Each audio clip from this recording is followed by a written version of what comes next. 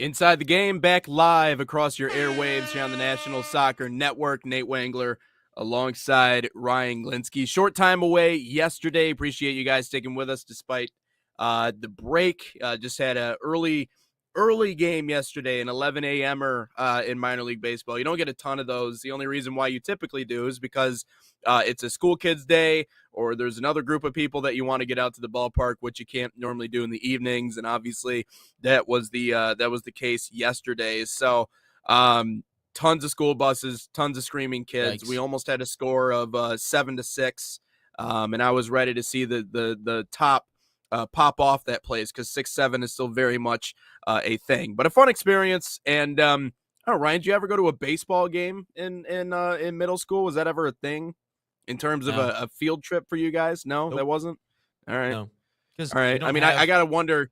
We don't have minor league baseball around us. The only way That's we fair. could get, which by the way, Fabian says, missed you guys yesterday. We missed you too, Fabian. Your team has You been, as well. I mean, your team has been on something recently. No, we don't have all the minor league, like the Jimmy John's Field that was like in place when I was in high school. So it's not like, it's not like that was really even a thing. No, because then we'd have to alter with the MLB schedule, and I don't necessarily think high schools really have a or a say in that. Like in my time at Central, they had hoops for Hunger Games with all the kids, but again, on this side of the state, I don't really think the schools have says, and maybe hey, could you guys start a game at 9:00 so we could get our kids there? Yeah, no, I don't really. I mean, think they do have that type of pull. They do have day games from time to time, but I imagine the Yeah, but you got to do it within the of, confines of the school day, Yeah. and those day Right. games are at 1:00. The school day ends That's at like fair. 2:30, and That's knowing fair. baseball, Yeah, it ain't ending at 2:30. Yeah, right. Well, yeah, 2:30 or 3. I mean, the game itself might go until that time, so that's why they all get up and leave at the 7th, 8th inning. So, anyways, fun time yesterday. Scott Harris was actually in the building, which was nutty. I actually finally got to meet him. You say nutty? Yeah, weird. I didn't expect it. We didn't even know he was coming until literally What does nutty we walked mean? like wild, crazy.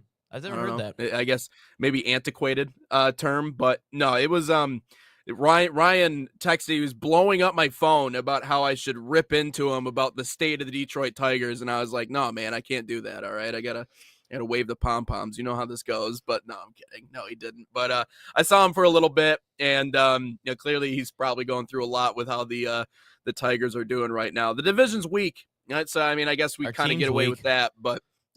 We got no so bats, no pitching. That's the other part. Yeah, everybody's hurt too. So let's get into our first hour conversation here on Inside the Game. You talk about turmoil. The Tigers is child's play compared to apparently what we're seeing over at Real Madrid. Ryan, what the hell's going on in the clubhouse over there? I have no idea what's going on there. Here's from what I could tell.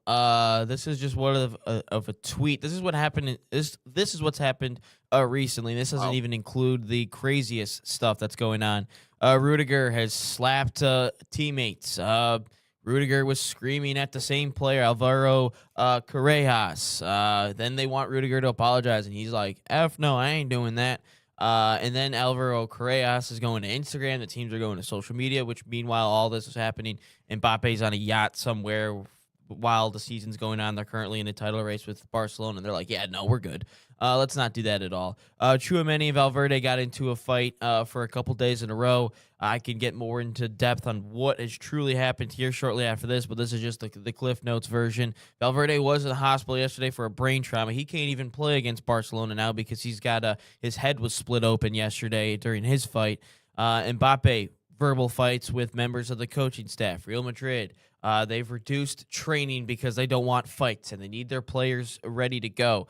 There's apparently a mole inside in the locker room, inside the dressing room, telling everyone all this information. Multiple players in the dressing room are not happy with everyone's efforts. And to get to the Tchouaméni thing and the Mbappe thing, which is the most intriguing part of all of this. And yes, Fabian, I do know about the now 40 million signatures to get Mbappe off of Real Madrid. But the Chouameni Valverde situation, apparently Chouameni went in on a hard tackle at training to Valverde. Valverde was pissed off about it. Chouameni's like, hey, man, I didn't mean it or anything like that. Following day, Valverde he starts going ham on Chouameni, I guess. He's making all these slide tackles. He even actually made a slide tackle that lifted Chouameni off the floor, apparently. He went parallel with the turf, I guess. And all of a sudden, this turned into everyone just fighting each other in the locker room. And those two, even Arbeloa tried to put both of these players on the same team in training and was like, this might calm things down. And nope, that it just got worse. They were like basically attacking each other in training. After training, they get into a fight. Valverde gets his head split open. He's currently in the hospital right now with Arbeloa with him, and he's expected to make a 2-week recovery, something like that, which means he's going to miss El Clasico, and you don't want one of your key midfielders being out for a game like that. And then Mbappe, obviously 40 million signatures from the Real Madrid fans all across the world on a petition to get Kylian Mbappe out of the club. I will have a solution. I know the solution for you guys, for Real Madrid fans after this, but Nate, just hear your thoughts on just the craziness that is currently going on. It's a bunch of adults acting like children right now. When the best player on your team, when the one that's supposed to be the guy for your club that's leading the way, if he's not making other people better, if he's a cancer in the locker room, and if he's only adding fuel to the fire that we are seeing, which is, again, is burning down the house at Real Madrid, you really have a problem. I mean, you have a deep, deep problem when he doesn't have the leadership skills to be able to, I guess, in one way or another, kind of have a come to Jesus meeting with his players and be able to sit them down and look like, hey guys, this is disjointed. This is messy.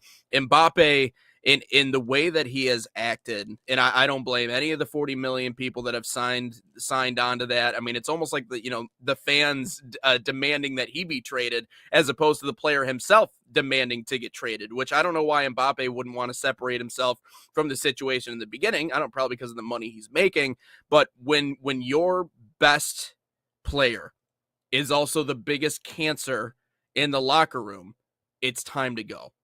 It's time to break that relationship up. It's time for Real Madrid to take a long look in the mirror and go, you know what?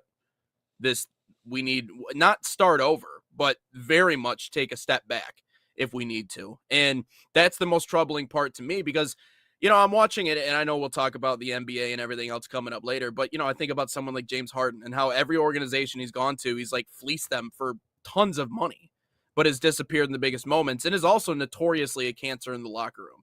Like, I don't care how talented you are, if it comes with all the other baggage that is associated with the emotional side of things, you're only going to continue to tear this organization down, and in the rupture within the locker room is only going to continue to get worse.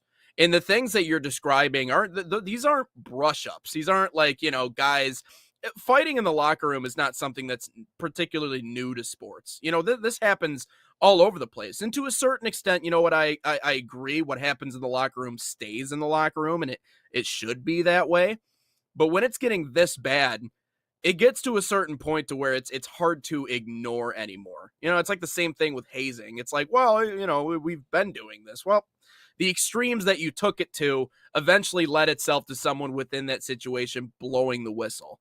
And, I know, the whole saying snitches get stitches, but the reality is that, this is good journalism. This is the opposite of what we normally see, which is team reporters who, in a lot of ways get kind of wave the pom-poms. In 2026, clubs and teams don't need reporters the way they used to once upon a time. The reason being is because they have these mediums. They have podcasts, they have social media, they can go find it somewhere else. And so in order to find stuff like this and to give the fans a true image of what just a dumpster fire this is, oftentimes they have to go to social media and they have to go to these platforms. And the only way you're going to get that is by someone in that camp going, listen, this has gotten so bad to the point to where this needs to be out there. This needs to be talked about. And it'd be one thing if you showed me that list and it was a couple of things, or it was a Mbappe's being a prima donna. We have to deal with this. Those are all things that, you know what, organizations deal with. But this, and a player in the hospital, yeah, it's hard to ignore that anymore. And frankly, I don't think you can ignore it anymore. And, you know, you might be like, okay, well, that's not all Mbappe's fault. And I'll give you that. It's not all Mbappe's fault. But much in the same way that we blame head coaches for losing the locker room, I mean, it could just be a beef between a couple of players, maybe whatever it is. But if we blame coaches for the inability to keep any level of camaraderie in the locker room, we need to be willing to blame the star player as well. And Kylian Mbappe is that, and he has lost the plot with this locker room for Real Madrid. This is brutal, Ryan. I didn't know it was this bad. I mean, I know Mbappe is who he is, and I'm sure he probably believes he's the best in the world, but I didn't think it was this bad. I don't think it falls all on Mbappe. No, it doesn't. I don't think it falls really on the management, the upper management of the club to just keep it this toxic. Which, by the way, congratulations to Manchester United. You guys are no longer the most toxic club in the world. It now goes to Real Madrid. You guys no longer have all these issues. It now solely goes to Real Madrid. So congratulations to Los Blancos. You guys have it. And just for reference, Madrid Zone is not like an actual, like, they're not actual reporters. They're just fans that have a very big Twitter account. And clearly someone leaked this information. I'm just saying they don't. Someone inside the dressing room, I guess, is leaking all this information. It's a player that they have yet to name. And I will tell you the solution of this is very simple for Real Madrid. You just bring in Jose Mourinho. You bring in Jose Mourinho. He tried it at Manchester United. He succeeded a little bit. But he was already at Real Madrid in its heyday with Ronaldo, Benzema, Modric, blanking on the Pepe, Sergio Ramos, Casillas, all those dogs, all those great players. Marcelo, he already knows what needs to happen at Real Madrid in order to succeed. And when he was doing that, that was the biggest. That was when El Clasico was at its peak. Everyone was just crashing out on each other. Everyone was fighting each other. It was peak El Clasico back then. And then Mourinho obviously left, brought in Zidane. But this generation of Real Madrid players, it's not the Real Madrid of old. It's a lot of very egotistical, doesn't lead. They're just there for themselves. Like, look at Vinny Jr. I don't think Mbappe is a horrible person. I just don't think he wants to be a leader. I just think he just wants to go out and ball and just get all the perks of what it is as being one of the best soccer players in the world. I don't think he really wants to lead. I think he just wants to to hang out and do what he really wants to do. Like, you don't have the leaders of what you had: Benzema, Ronaldo, Ramos, Marcelo, Modric, Toni Kroos, Casemiro. You don't have those guys anymore. Now it's just a bunch of individual players that just kind of hate each other and there for just a massive payday. This is basically what Manchester United used to be and kind of still is.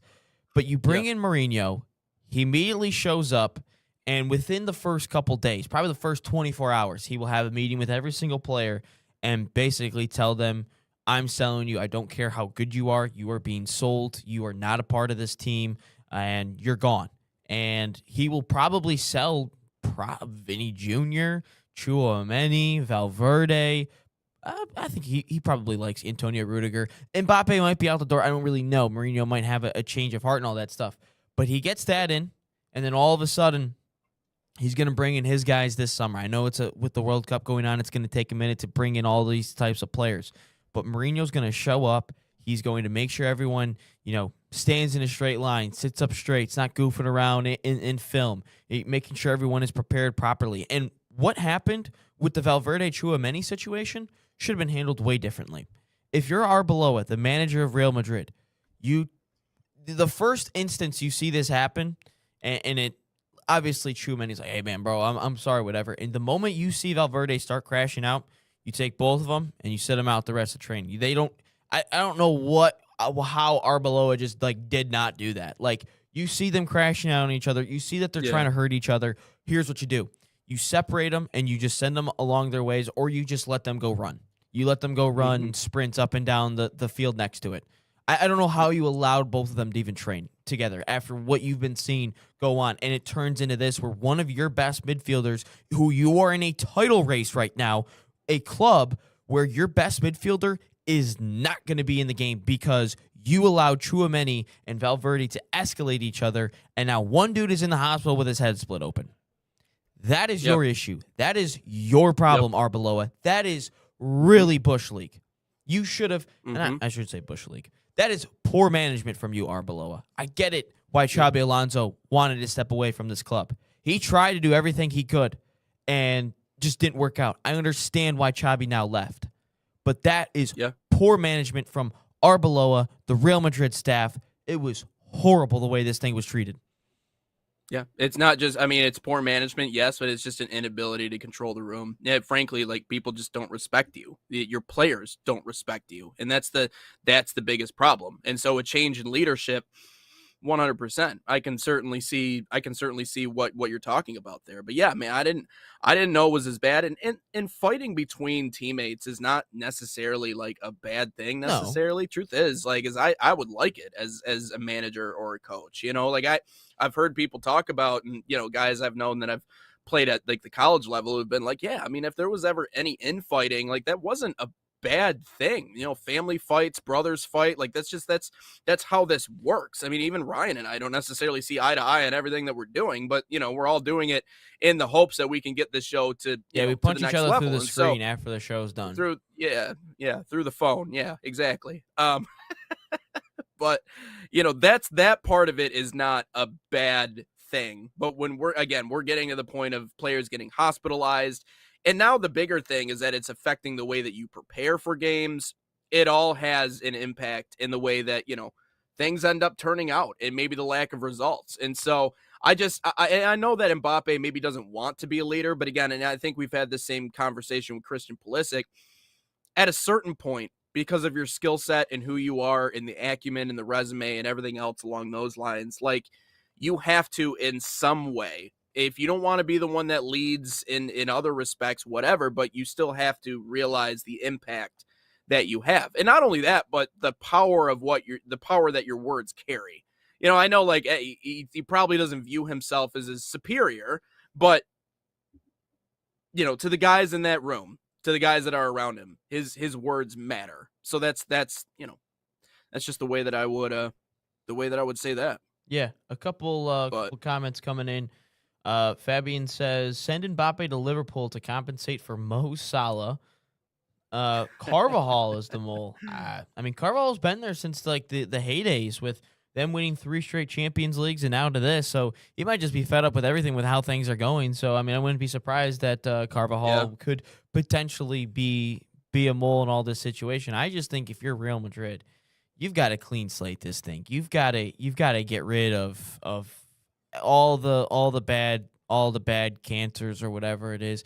Whoever that new manager is, preferably Jose Mourinho, he sits down with every single player and just basically says if you're good or not, and he ships you out if you're not, because you've got to get this thing rolling, because crashing out in the quarterfinals 2 years in a row in the Champions League is not up to their standard. It might be up to some club standards, but not Los Blancos. Their standard is you've got to win the Champions League. It's almost like a cult when you're in the Champions League playing Real Madrid. Like Gareth Bale talked about. He's like, yeah, I'm in the hotel with the team, and all of a sudden the owners and the not the FIFA presidents, the club presidents are like showing up to our hotels to talk about how big these games are. It's like, dude, it's a round of 16 game against like Benfica. We'll take care of them, but like, what are you guys doing here? Like, go do something important instead of talk to us.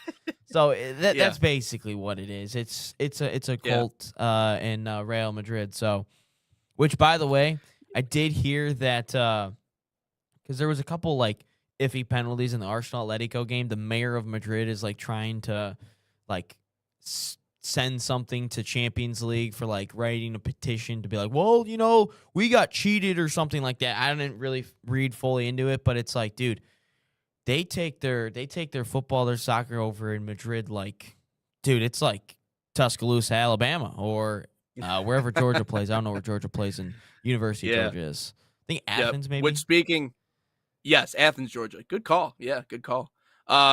Which, speaking of college football, let's talk about coming up next, the World Cup ticket prices. FIFA defending the prices that they're putting out there, comparing it to a lot of the top American sports. It's something that Ryan was saying. Let's talk about that when we come up next. First, let's tell you about FC Bayern Summer Soccer Camps. They are a proud sponsor of the National Soccer Network, fostering football excellence across North America. Open to boys and girls of all skill levels, FC Bayern Camps deliver elite training inspired by FC Bayern Munich's world-class philosophy. Select your city and start a promising soccer path. And right now, save $30 on registration by using promo code BayernNSN30. Again, that's BayernNSN30, or scan the QR code on your screen. Learn more at FCBayernYouth.com.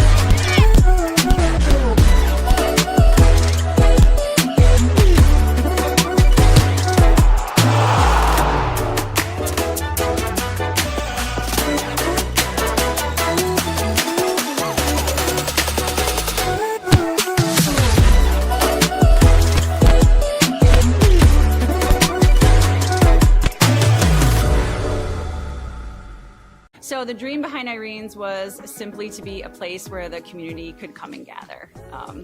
This is my hometown, we're raising our family here, and we just want to be a space where people can come together as a community and share a great meal. We've got golf simulators, we got pinball, live music, trivia nights, but we also have fresh, always homemade, locally sourced food, and we serve it with a sense of Gemütlichkeit. This is a German word that conveys a sense of warmth and coziness and belonging. We're excited to show off how we're growing and that this is the place to be. We're back in live inside the game here, episode number 284 in segment number 2 here between Nate and Ryan Glinsky here.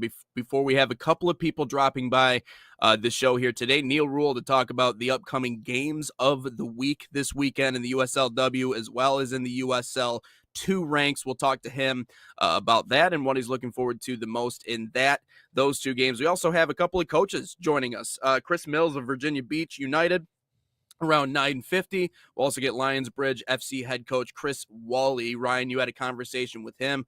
We'll also work that in. So 3 different people making their appearances here on Inside the Game coming up in a little bit.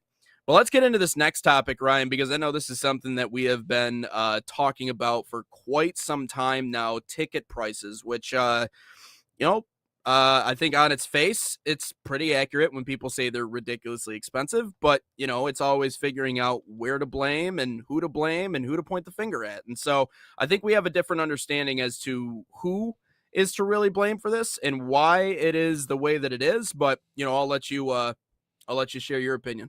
Yeah, I'm just going to take another victory lap because I've been saying this for months. The reason World Cup ticket prices are crazy is because of you, the American people, because you guys like to spend over thousands of dollars on college football games. And basically, this is what the president was talking about. You cannot go to watch in the U.S. a college game, not even professional, for less than $300. This is the World Cup. We have to look at the market in which entertainment is the most developed in the world, so we have to apply market rates. In the U.S., you can resell tickets, so if we were to sell tickets too low, they would be resold much higher. He also talked about how he's seen someone resell a World Cup final ticket for $2 million. He's like, that's not actually how much the World Cup tickets cost, But Fabian, you are right too. President Trump also said the tickets are very expensive too. He did mention that the other day. But this is why World Cup ticket prices are so expensive, because here in America, we have more sports than just soccer. We have NFL, NBA, MLB. MLB is probably the cheapest because there's so many damn games as there is anyway. You can go for like $20. But college football is one of the biggest, I think, one of the biggest factors into why these prices are what they are.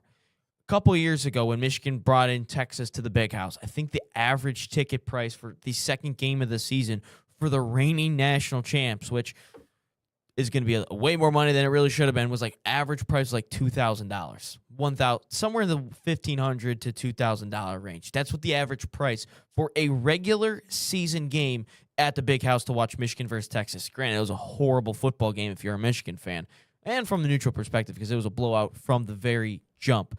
But this is why FIFA saw all these games and thought, okay, you guys spend $500 on not even professional sports, which college sports is kind of professional at this point. You guys spend about $600 to sit in the nosebleeds of Ford Field to watch the Detroit Lions play horrible football against the rest of the league. So we're going to expect that you guys spend crazy amounts of money on NFL games, NBA games, whatever it is. I think Game 7 prices for the nosebleeds at LCA against the Magic was like $400. So that's okay. Well, the prices are like this. Let's just see if you guys would bite on it for the World Cup. Like, this is the biggest tournament in the world. It's the greatest tournament, sports tournament in the entire world. Only happens in a country once every generation, most likely, every 30, 40 years, whatever you want to call it. So let's try it. And I'm not going to fault FIFA for doing that. They're thinking that, okay, if you're going to spend this much money, you guys would probably spend much money on this. Granted, they're failing at it because no one is really paying that amount of money, but I can't fault them for at least trying and looking at what the rates are. And he's even right about the resale ticket prices. I was able to buy my Bruno Mars tickets for tomorrow at like $190 a piece. I look at it now in the resale market, it's like $500, $600 or whatever it is. That's also a factor in all of this, is people will probably buy the tickets at the cheapest price from FIFA itself, and then they will probably try to resell this thing if they don't even really want to go to the game. The resale market is something that is crazy, and it baffles my mind. That's why some people, as a side hustle, probably go to buy season tickets for whatever game and then just sell the tickets and not even really attend the games. I know people who do that as a side hustle. I know people that do that. So, you, America, are why World Cup ticket prices are what it is, and I've been telling you for months.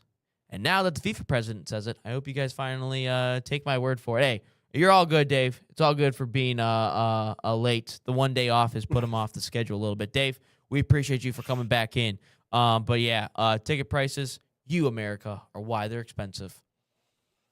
Yeah, hey, what's up, Dave? Appreciate you jumping back in. They do have an official platform set up to take 15% commission from both buyer and seller, so 30% total on all ticket transactions. The resale market, they have something set up in order to actually capitalize and make money off of resale. For example, like the couple of tickets that have popped up for over $2 million to the final, they would collect essentially $690,000 in fees in that single ticket resale. FIFA would. So yes, nice. So that they're actually capitalizing off the resale. So them claiming that somehow that would be a problem, that it's funny when you're actually involved in it. I think what Gianni Infantino is saying shows a fundamental lack of understanding mixed with a little bit of arrogance as well. And I really think it starts with the sentiment that you can't go to any game in the United States, not even pro, college, without spending at least $300 on a ticket. Hey, if you're a student at CMU, you get in for free. There you go. That on its face is blatantly incorrect. I don't even have to do any sort of background research or anything on any of that in order to know that is incorrect. I went to go watch a Michigan game 2 years ago, and I went there for $50 a ticket. Now, again, where'd you sit though? So let's, I don't know, probably 50 rows up, close to the 50-yard line. Sense. So what game? I mean, it was Michigan, and who were they playing? Michigan MSU, Michigan. Yeah, it was the Michigan State game.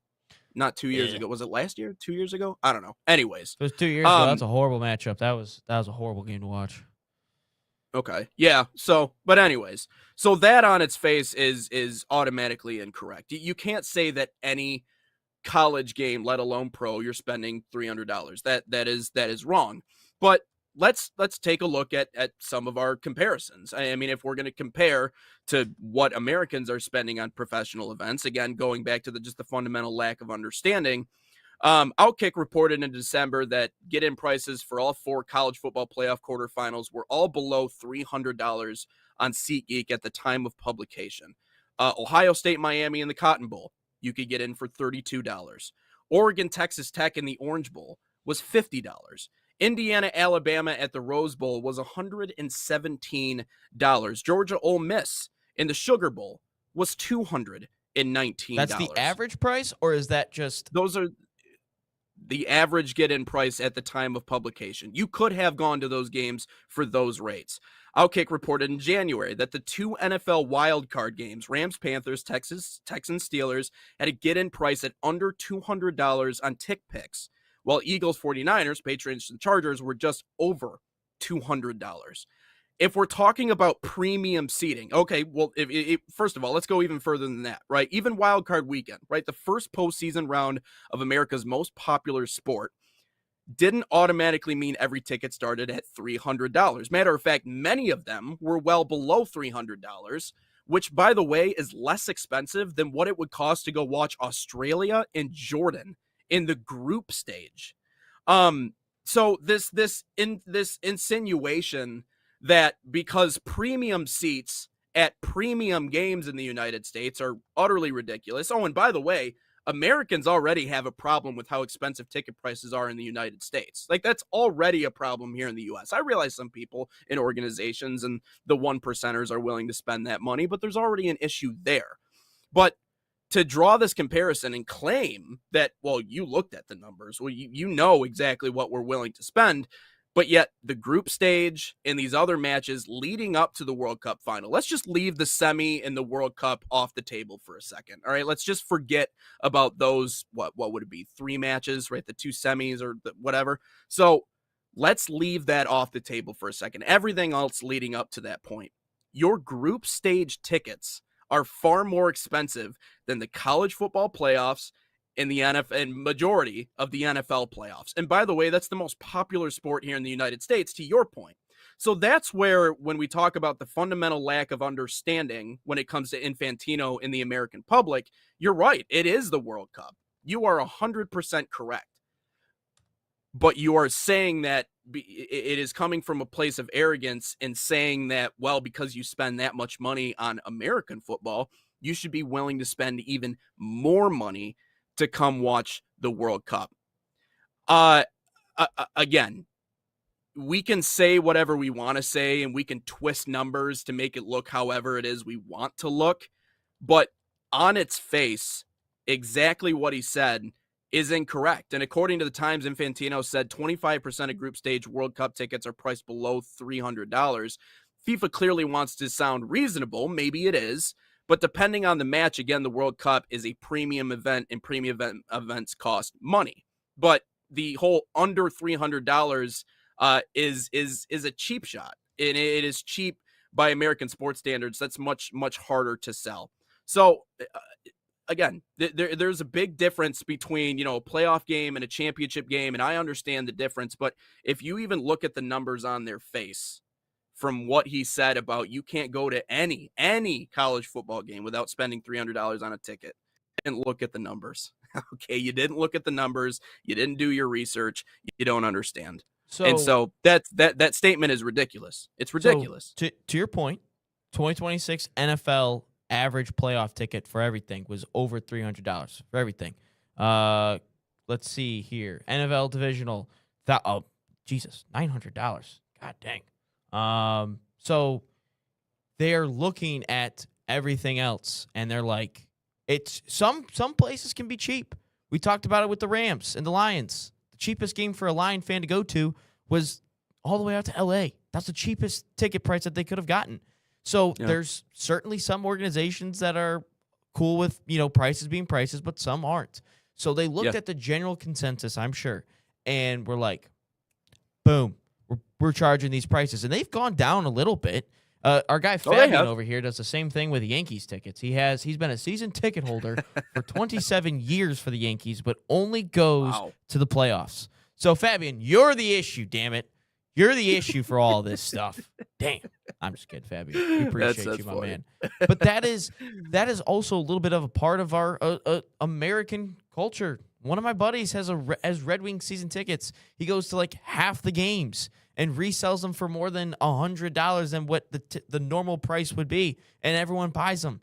That's a big issue in the world or in the United States sports ticket market, whatever you want to call it. Yeah. But that's a massive issue. By the way, I just wanted to work in that I was a lot of what I got right there was from The Guardian. The Guardian is based in London. Okay, like the European Sports Commission has raised the biggest in terms of, red flags or getting into FIFA's chest about, hey, this is ridiculous. This is coming from The Guardian. This is not coming from an American publication. So that's what, to me, yeah, we can. It's easy to just point the finger at Americans and be like, you guys are just complaining for no reason.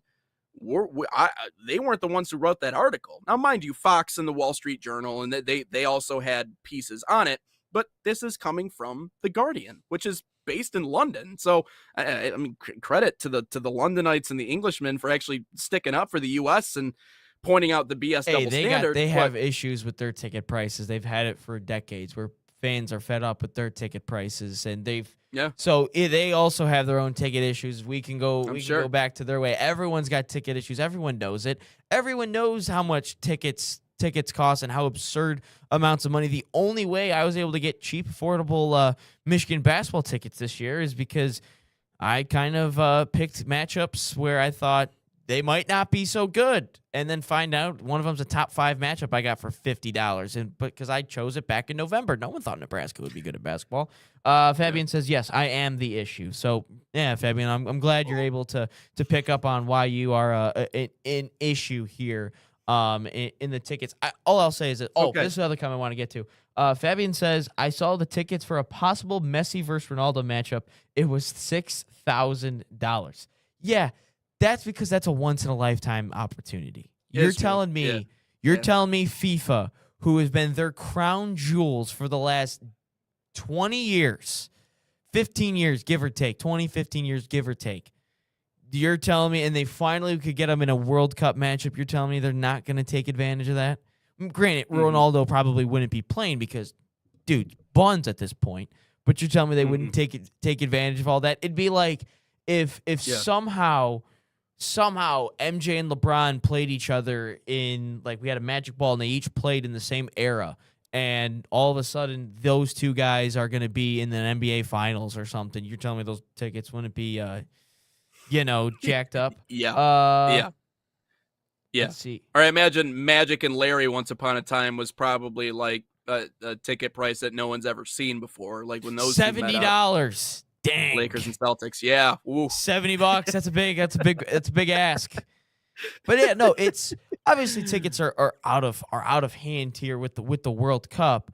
But guys, I've been telling you what the reason is because they probably looked at the Super Bowl, which is over $8,000 for a seat. Yeah. They looked at all those things, and they, in their eyes, in the World Cup's eyes, no matter if it's a group stage match or no matter if it's a round of 16, 32, whatever it is, in FIFA's eyes, that a World Cup match is a premium sporting event, no matter who's playing, because in their eyes, the World Cup is the greatest tournament, which I would agree with, and it happens once every 4 years. It only happens in a country once every 30, 40 years or anything like that. That's what, in their eyes, every World Cup match is a Super Bowl, essentially. That's what they are thinking, regardless if it's two nations who have no business even being there. That's what they're thinking. And they are looking at all the Super Bowls, the NBA Finals, the NBA. They probably looked at the Pistons versus Magic Game 7 and were like, dude, you're going to sit all the way up in the heavens for $400 in the last row of LCA? Jeez. It's a waste of money, my friend. Yeah. That's all I got to say to that part. The problem, I think, is just the differentiating between what is a group stage game and what is a World Cup final. Like the American audience knows better than I think what he's giving them credit for. FIFA right now is they're trying to blur those lines between what a group stage, again, a matchup between Jordan and Australia, and what the World Cup final is. Again, that's why I said take the World Cup final out of this, because the reality is that you're going to take out a second mortgage to go to a Super Bowl. You're going to take out a second mortgage to go to, I don't know about a college football championship, but you're probably going to spend a lot of money. To go to a Final Four, you're going to spend a bajillion dollars. It's going to be the same thing for the World Cup final, because it's going to be two world sides, and it's going to be legendary, the way that it always is. The last World Cup final was the greatest sport event I've ever watched in my life, which, by the way, we got journalist Dave in the YouTube chat. Dave just Googled it. Category 1 price, 1994, $475, $390. This is every year. 2002, $660. 2010, $900. 2014, $990. 2018, you finally get over $1,000. 2022, $1,600.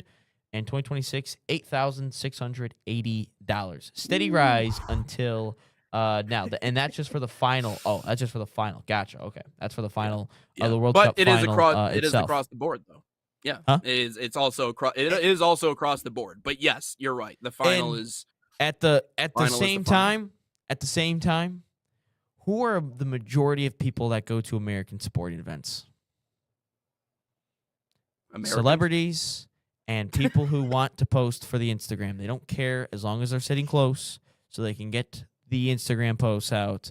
It's not like in Europe, where European soccer, where they're all like, everyone from top to bottom, even the celebrities are there, are diehards. Like what's the guy Loki? Tom Hiddleston, or Tom Hiddleston, whatever his name is, dude. He's diehard out there. He's crashing out with the rest of us, man. He is as diehard. We got KSI up there. He's a celebrity, obviously, and he's crashing out with us too, because every celebrity is a diehard fan of these teams. I would like to see what Anne Hathaway looks like up there in the boxes. Or Dua Lipa was crashing out damn near. So like, these are just Arsenal fans, by the way. But I am just telling you that also a lot of people go to sport events just to take selfies and post on Instagram. We went to the World Cup final. Like, you're telling me Kim Kardashian care? Do you think you're telling me Kim Kardashian cares about who's playing in the World Cup? No. She's just there so she can post on Instagram.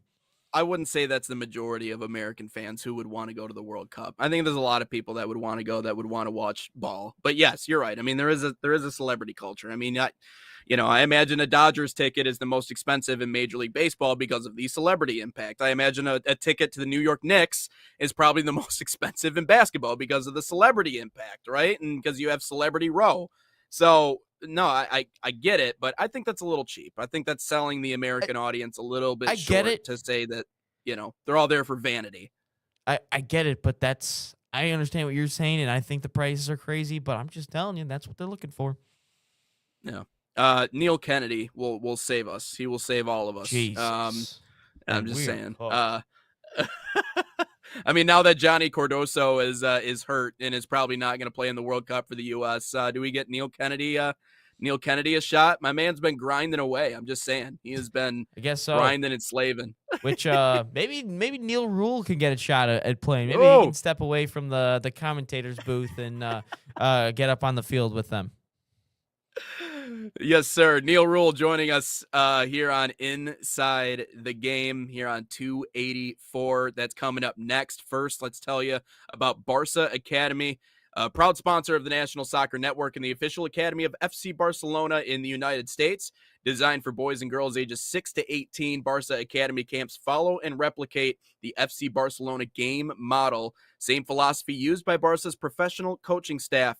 Right now, you can save $30 on registration by using promo code FCB30. Again, that's FCB30, or scan the QR code on your screen. Learn more at fcbarcelona.us/camps.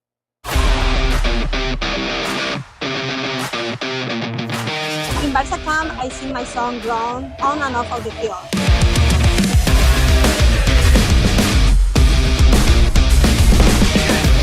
Don't miss the time to register. Sign up now for Barca camp.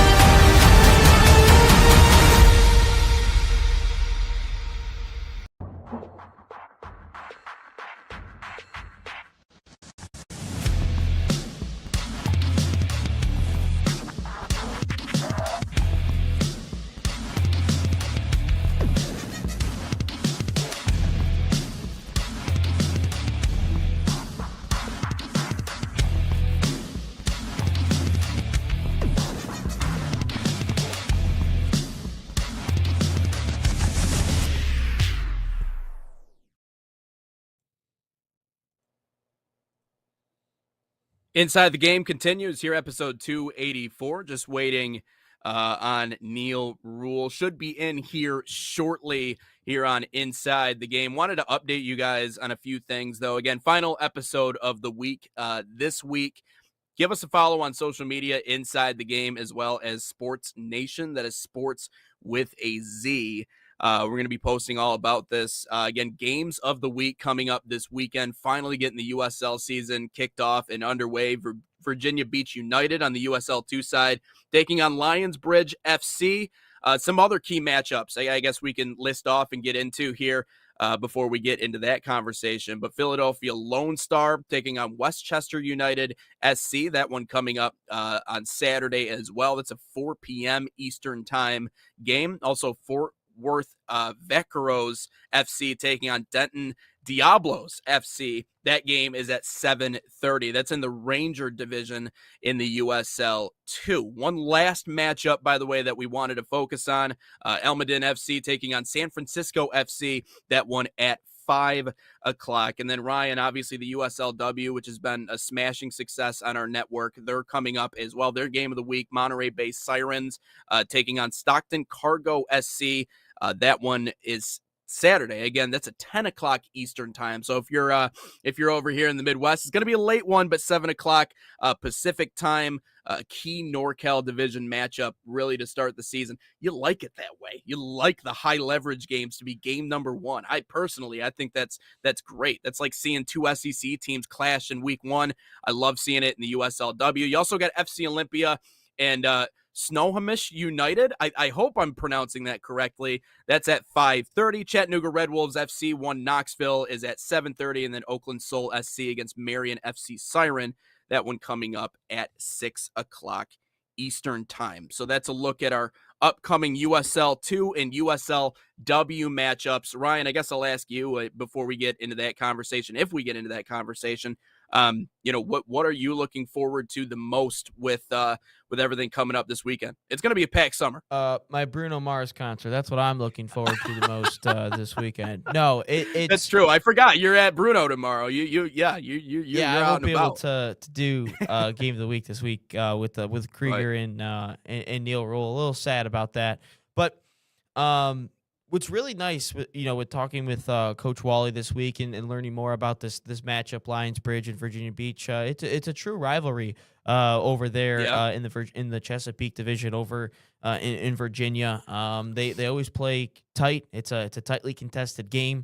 The fan bases are always into it, so it's going to be a great game. And you'll hear about Chris's response where it's like, what's it like?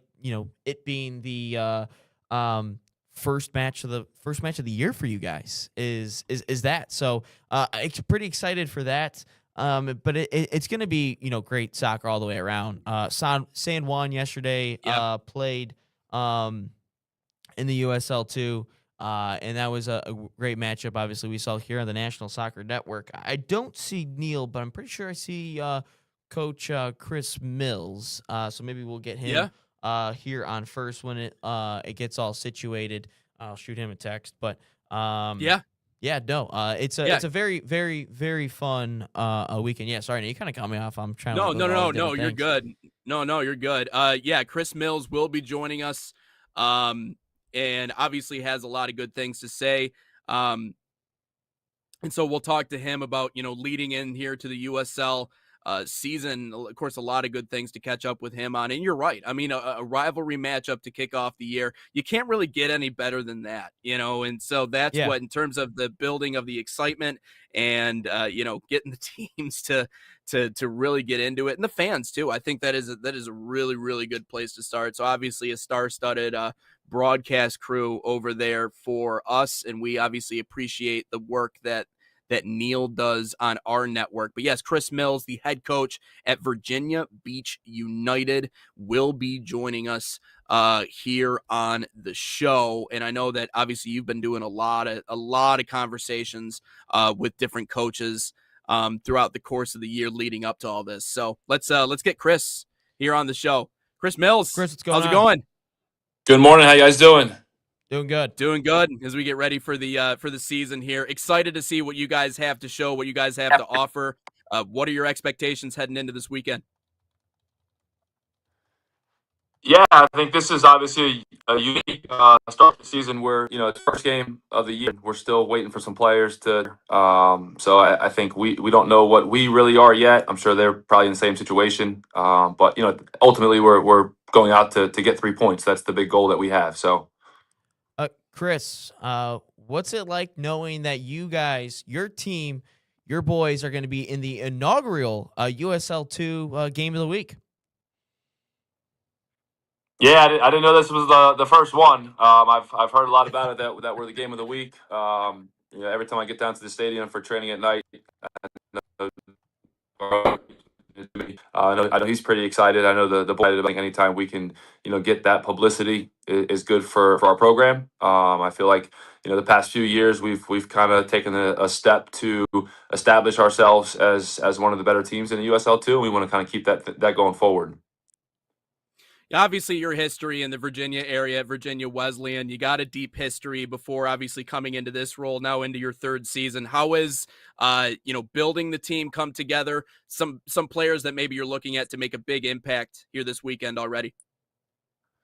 Yeah, I think, obviously building the team has changed a little bit over the past, few years. I think the first year I was there, I brought a lot of guys that I was familiar with, whether who played for me or who I recruited at the college level, and unfortunately didn't get them, but I knew them really well, and I was comfortable coaching them, and obviously just using some connections that I had, in the college world. I think as it's gone on now in year three, we've used some of the connections that we've had through players that we've brought in who've had great experiences, and kind of, getting their friends, whether they play at the universities they're at or, back from where they're from.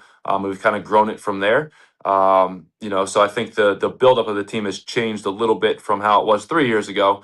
But no, we're definitely excited with the group that we have. I think we have some key guys coming back. Obviously, Alex Moody has been fantastic for our club. I was fortunate to coach him, in college, and had a chance to really get to know him in high school, as through the recruiting process, and he's been great, for honestly for me everywhere I've been. I think the mentality he brings is huge.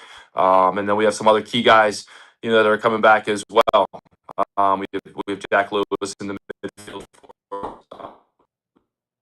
for Edmonton, in the course is we have a lot excited about, but we have some new guys who we're looking forward to kind of taking that step.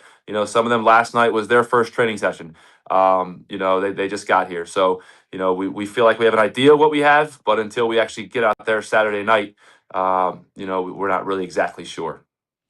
What are some of the keys for you guys to get all 3 points this weekend? Yeah, I think the message that I kind of gave our guys last night, I think the teams that are successful early on are the teams that can be the most organized. I think if you can kind of bring your group together and get organized as quickly as possible, then I think you're in a pretty good situation. I think, bringing the players in that fit our system and style, hopefully it's a quick transition, and they understand what we're trying to do. I think the message that we told our guys last night is no matter what formation we're in, we're hoping that they have that soccer savviness that we can make adjustments, to fit, what we're trying to do. So here tonight, I think we'll have guys that'll be here for the weekend. They'll be at training tonight, but we're excited, and hopefully we're ready to go tomorrow. We are so excited to be able to cover you guys this season. Best of luck in game one. Go get them, and go get those 3 points. Awesome. I appreciate it. Thanks, guys. Yes, sir. That's Chris Mills joining us here on Inside the Game. Yeah, appreciate Coach for stopping by. Yeah, that was a fun one. Getting all these coaches on. Obviously, we'll be doing this every Friday from as the season goes along. Very fun one. Fun interview, and I'm ready for this game too. It's gonna be fun to see. I still don't see Neal on at all. So how about this? You tell us about Manchester City soccer camps. And depending on where Neal is, we will throw the other coach interview, or maybe we'll if he's still hopping on, we will go over some questions with you guys. So if you got any questions, we can throw those in too. Sounds good. Yeah. So potentially on the other side again, Lionsbridge FC head coach Chris Whalley joined Ryan.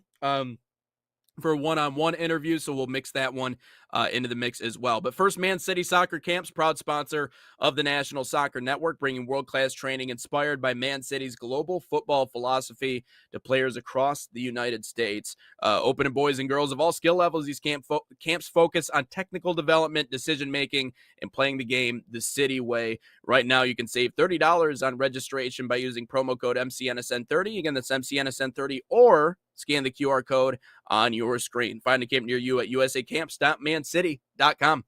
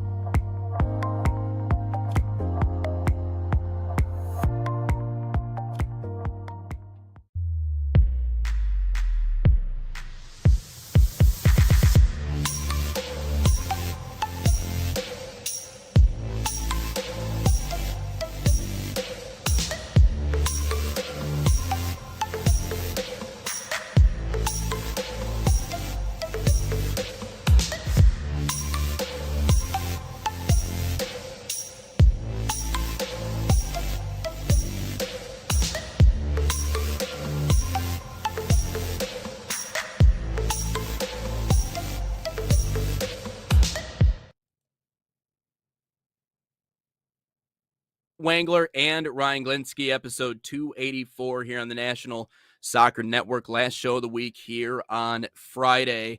Our producer and Ryan has been a madman all day today, multitasking, checking his computer and also responding to questions.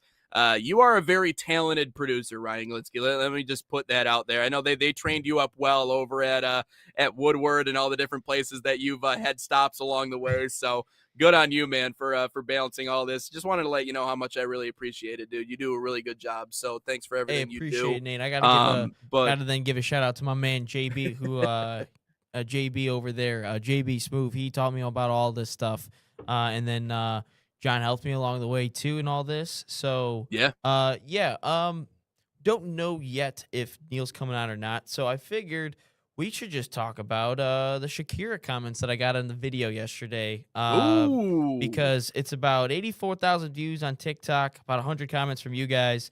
You guys really, really liked the video. I just put an 8-second clip of her song, and then they're just me reacting, saying, "Thank God we had this instead of Jelly Roll." So this one, the first comment just be coming clip farming. From Go Jorky. I can't understand why so many people care about the World Cup song. It's about the sport. Look, why do you think so many people care about when March Madness comes around and they hear dun, dun, dun, dun, dun, they like the song. They like it.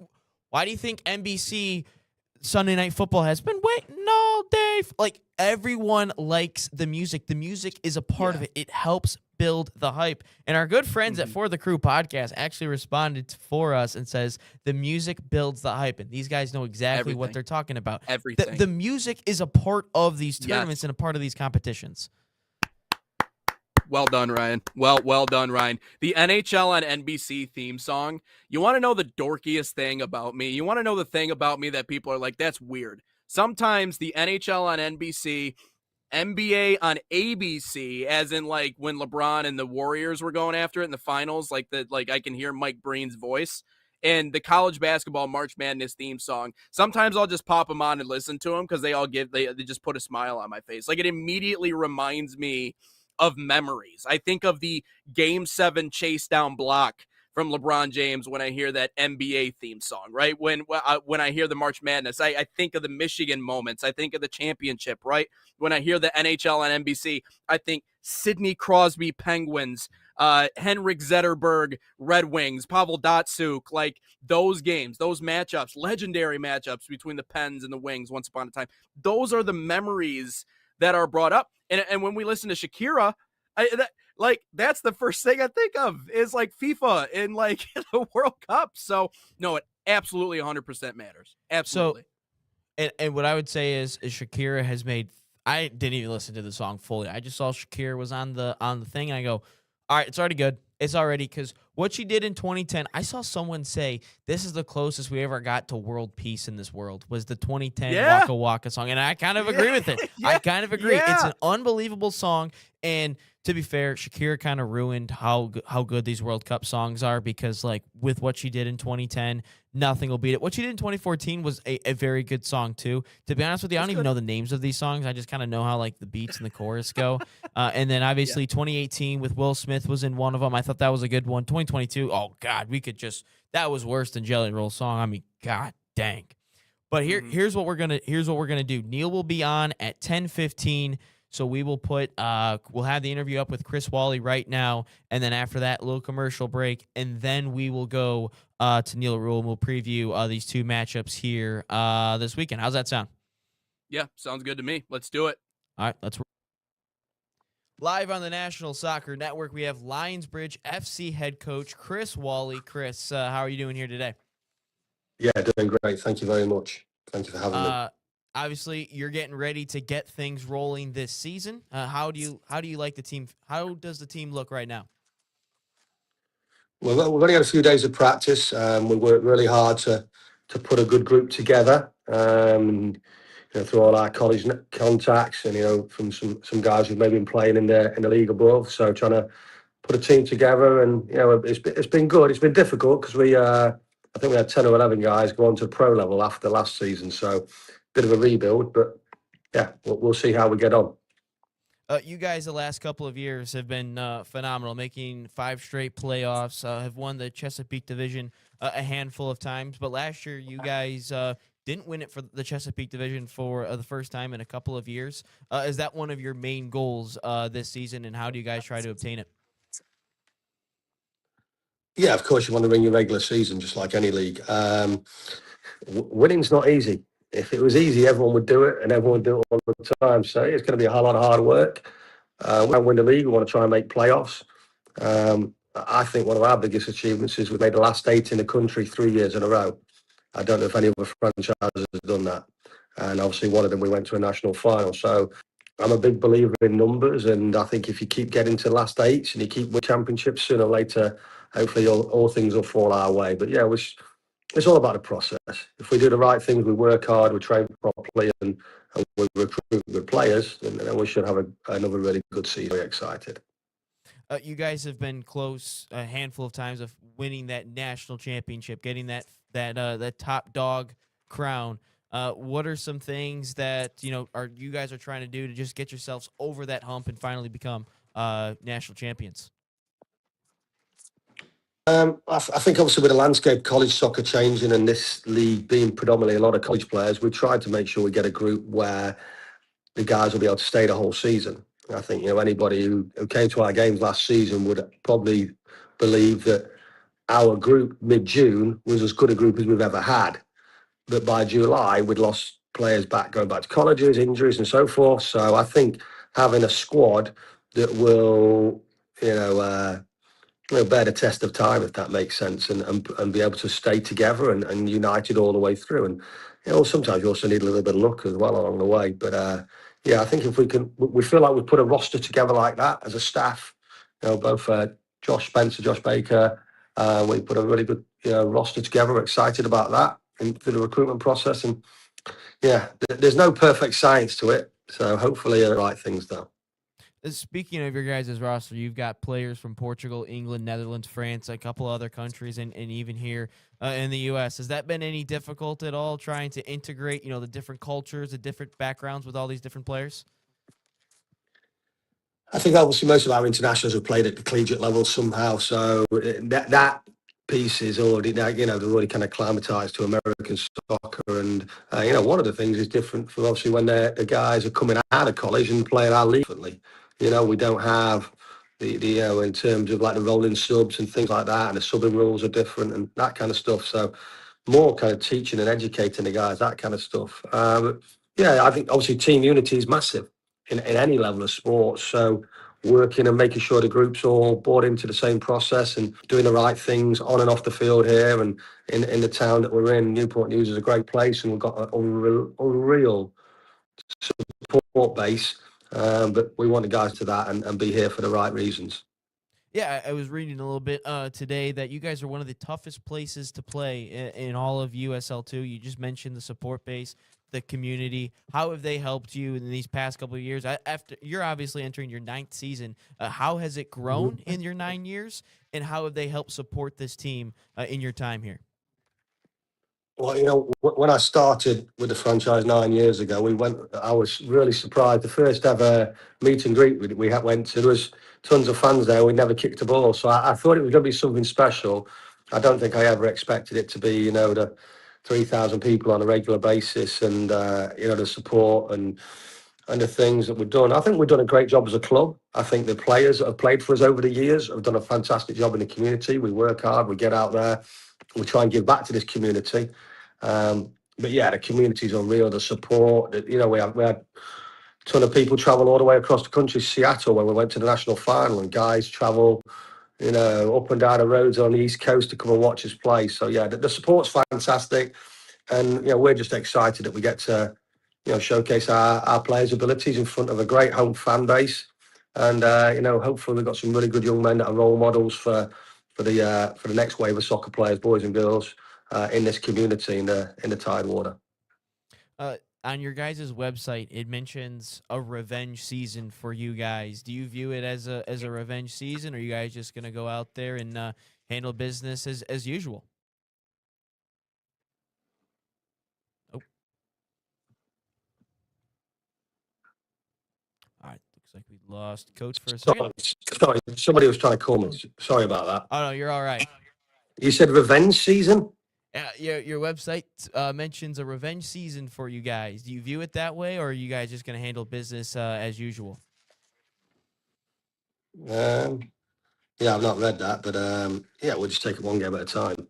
So at the end of the day, I think we're one of the most successful franchises in the country over the last 5 years. So we're everybody's cup final. I think we want to get back to Cova Cup. It was the first year in I don't know how many years we didn't win the Cova Cup. It was the first year we didn't win the league in the last 5 years, or 4, something like that. So, yeah, of course, we want to try and win the league championship again. We had it in our hands last year and we threw it away. But I think we showed our quality, and we're very, very unfortunate and felt quite hard done by when we went up to Vermont and scored an onside goal in the last minute. So maybe that's what they're talking about with revenge. Who knows? That's just what I saw. Just wanted to hear potentially. I like it. It's a good question. You guys have your returner, the most capped Tide player in your guys' club history, Sam Hall, returning for his 5th season. What does he add to your guys' team? Well, he's not here yet, so he needs to get here firstly. But when he gets here, he played for me in college, so I've known Sam for a long time. Fantastic young man. Now a collegiate coach, understands the game very well. Good person, good leader, really good teammate, and ultimately still a really, really good soccer player. I think he was very unfortunate to not get a professional contract. I think it was probably if he'd have been a domestic player, he probably would have got one. I think he was, obviously the professional teams were only allowed so many internationals, but we're very fortunate to have him. He's a big time goal threat. He's a great defender. And he's somebody who, he loves this area. He loves the support, and he loves playing for Lionsbridge. And that's what we want. We want people who are proud to play for the shirt. I'm very, very proud to be the coach of this team. And we want guys who want to play with that sort of passion and go out and leave it on the line for us every day. Talking about this upcoming game, you guys are the inaugural USL2 game of the week. You guys will be taking on Vriginia United, a little bit of rivalry there. But what does it feel like to be on the inaugural USL2 game of the week? That's pretty cool, isn't it? It's pretty cool. So I'm excited. yeah, it's a pretty good rival with us in Virginia Beach. Chris has done a great job over there, and since he's been there, I think for maybe 3 years now, they've improved dramatically. They're one of our toughest rivals for the league. So yeah, it's a big game early. I think we'll go down there to their complex. It's definitely our easiest travelling road trip, but definitely not in terms of the team that we're playing. They're a really tough test. So we'll focus on that and try and do what we can control and really work hard to get 3 points and get our season off to a great start. But yeah, excited to be the inaugural game. That's pretty neat. What are a couple keys that you think might be a key for you guys to have the 3 points and get the victory over your guys' rivals in Virginia Beach? Well, last season we conceded late in both games against them. The second game I thought was probably at the 45 minutes in the first half was some of the best soccer we played all season. Unfortunately, we went in 1-0 up, and people say, well, why is he saying 1-0 ahead? We should have been 4 or 5 up, but then the problem was one of our players got sent off at half-time, right before half-time, sorry. So we ended up playing the second half with 10 men. So I would say let's keep all 11 guys on the field. That'll be a start. And let's make sure we play all the way to the end. They're a well-coached team. They work very, very hard. They're very blue-collar. They're very tough. They've got quite a lot of local guys here, but we're pretty tough too. And I think we show our character. And it's a difficult place to play. So when you go into the Lions' Den, you just got to fight hard and see which way the table turns. Early games of the season, are you looking for? Is there going to be any growing pains you think with this team, or you guys think you guys will be pretty sharp out of the gate? Well, I'd hope not growing pains. I don't think we'll be playing our best soccer at, what was it, May 9th or something like that. You want to be playing your best soccer in July and hopefully still playing. But yeah, ultimately we'll do the basics and try to do the basics very, very well. We'll try and defend. We'll try and work extremely hard. We'll try and combine. And ultimately this week in training, a lot of the stuff we've been doing is really about the guys getting to know each other and then building some camaraderie. And, over that, next few months, we'll be kind of guiding these young men and giving them an idea of what our culture is as a club and what we tried to do. It's obviously been pretty successful, so I don't think we're going to change what we've done dramatically, but we'll tweak some things and do some things slightly differently because obviously you've got different players, different personnel. All right, Coach. Anything else you'd like to add before we go? Thanks so much for having me on. Really enjoyed it. Sorry if I was a little bit late and I'm not the most tech savvy. I'm not the most tech savvy, so thanks, Tammy, for all your help. She's our, basically fix-all here with the club. But no, we're excited about the season. Look forward to seeing all the Lionsbridge fans over the other side of the water in Virginia Beach, the Bridges. We travel far, we travel deep, so let's get over there, let's support the boys, and fingers crossed we'll be 3 points Saturday night. I love it, Coach. I forgot to ask you, last question. I end every interview with the same question. If you could go see any artist or band, dead or alive, to see a live concert, who are you going to see and why? Great question. I think I'll probably go and see Elvis with my dad. Okay. Yeah. He's the king. Gotcha. Well, hope you guys give me some kings here this season. That's been Lionsbridge FC head coach Chris Whalley. Take care.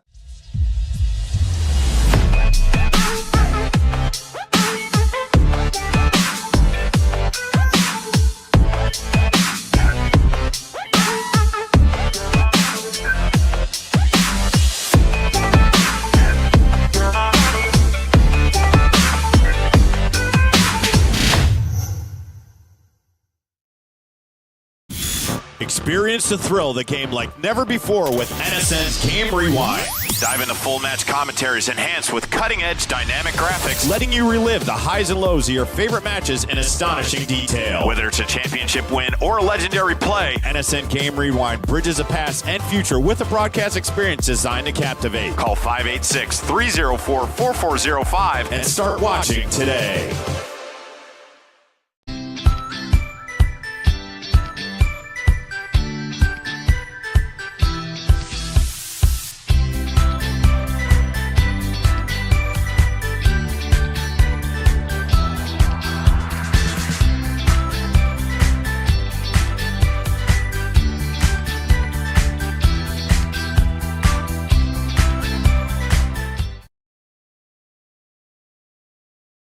Back in live on Inside the Game. I'm Nate Wangler. That is Ryan Glinsky. Good conversation there with both coaches. And I thought it was you got to do a lot of really good stuff there. You know, I like how he talked about they've really been able to build a reputation in the USL too, and clearly from what we've seen, and I think that kind of adds to exactly what this game is. You know, it's funny when the website says a revenge season.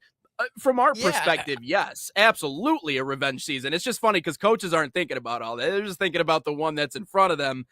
So I'm sure for him, obviously they want to go win a championship, like they want hardware. But it was just it's kind of funny to see him be like, "Hey, man, I mean, it's week one. Like, it's not going to be the prettiest ball ever. They're probably not going to have everyone they need. They're probably not going to be playing at their highest level yet. But there's a lot to figure out. Always a lot to figure out in week one."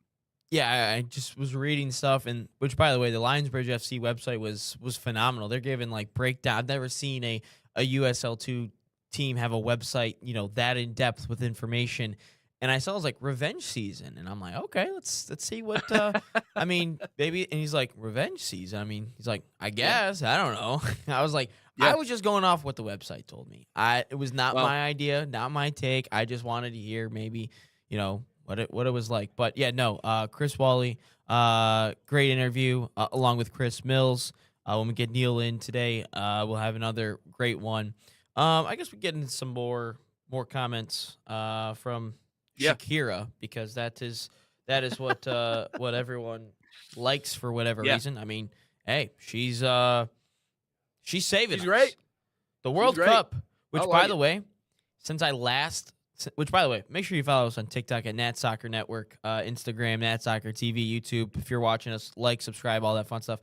Which, when I told you 82,000 views on this TikTok video, when we brought up the comments originally, it's now at 90,000. So in 10 minutes, it's gotten 8,000 more views.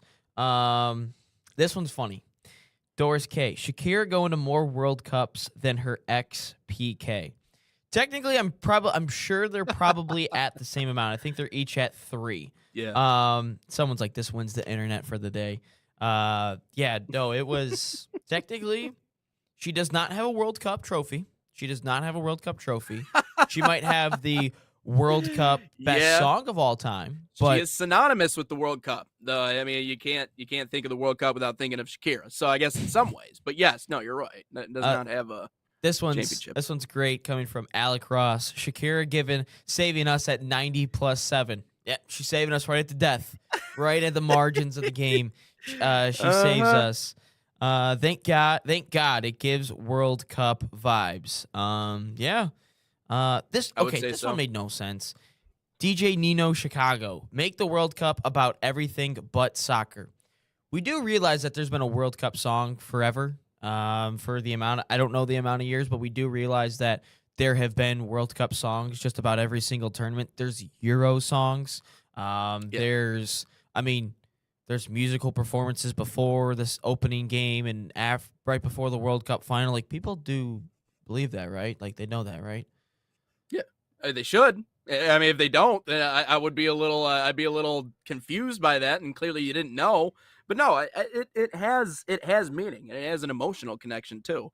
I love seeing you crack up at things off screen that I don't know. I don't even know what you're reading over there, but you found this one. This one's funny. Flyers 385. Yes, the World Cup song you'll hear as it goes to commercial. I never understand people who care about the music they hear when it goes to the McDonald's ad at halftime. I don't know. I don't know why people care so much about it. Yeah.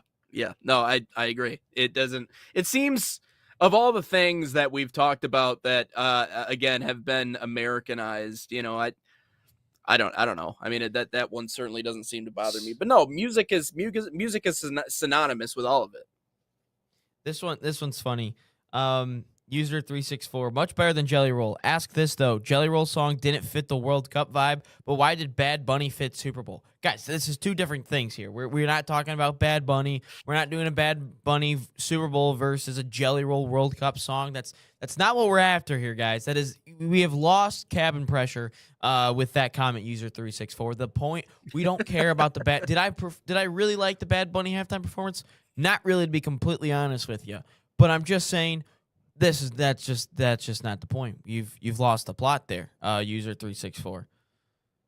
Yeah, no, I agree. I mean, if anything, I mean, I feel like, the truth is that it would have been maybe more impactful with the World Cup, but Yeah, if anything. yeah, I mean, I didn't really have an opinion on the Super Bowl halftime. I mean, it's just a halftime show, genuinely. I mean, it didn't bother me personally, but I know obviously different people have different opinions, but no, I think I don't know.